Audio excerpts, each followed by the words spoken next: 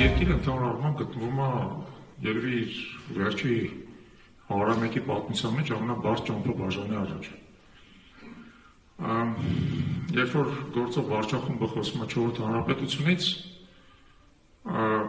ցանկացած մարդ, որը կարողանում է մեր ասած տեքստը կարդալ հասկանա, որ խոսքը գնում է ապազգային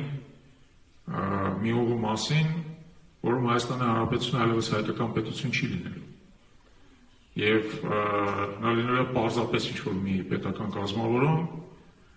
եւ այդ տրամաբանության մեջ նույնիսկ հասկանալի չէ, արդյոք գոյություն ունենալու հայկական սփյուռք, որը կապ ունի Հայաստանի Հանրապետության հետ։ Ավելին ձեզ ասեմ, գործող վարչախմբի ղեկավարը մի անգամ նույնիսկ ասել է բացահայտ իր մասին, որ սփյուռքը չպետք է խառնվի մեր գործերին։ Մինչև այդ 35 տարի մենք զարգացել ենք այլ տրամաբանության մեջ, որ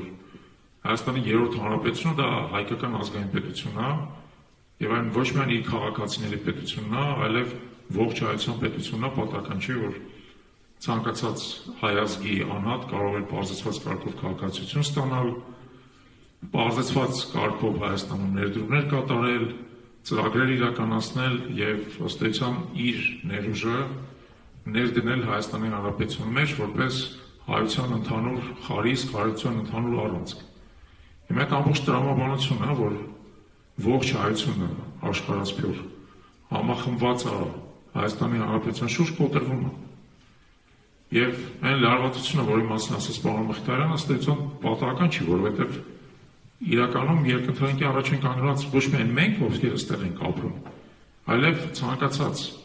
հայ ազգի մարդ աշխարհի ցանկացած ծայրում։ Ինչ է այսուհետև լինելու Հայաստանի Հանրապետություն, ինչպես է կազմակերպված լինելու մեր ազգային կյանքը, արդյոք Հայաստանի Հանրապետությունը շարունակելու է լինել այն ձգողականության կենտրոնը, որի շուրջ համախմբվում է հայությունը, թե նա կորցնելու է այդ ֆունկցիան եւ հայության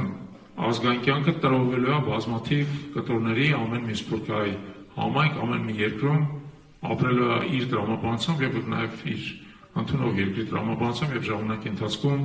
տարալուծվի այդ երկրի մեջ, ինչպես բազմաթիվ այլ համայնքներ են ժամանակի ընթացքում տարալուծվել Լեհաստանում, Հնդկաստանում եւ այլն։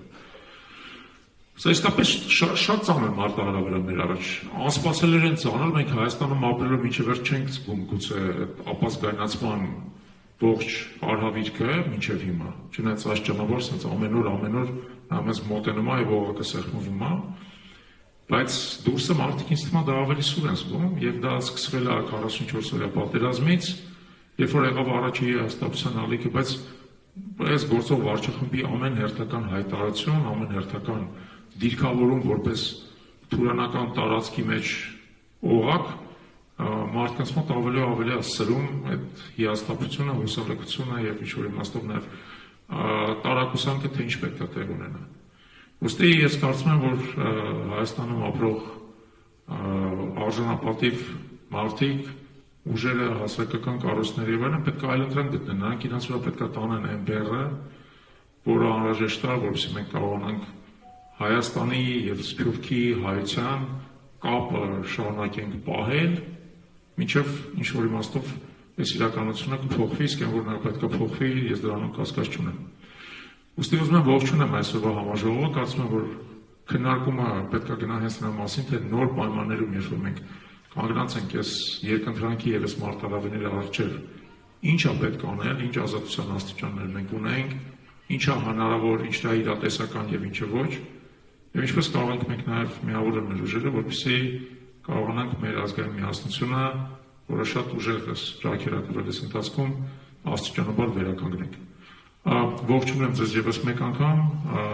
վերադարձնում եմ միկրոֆոնը Ատոմին եւ այսօր արդյունավետ եւ վեհուն աշխատանքի ցանկանում շնորհակալություն։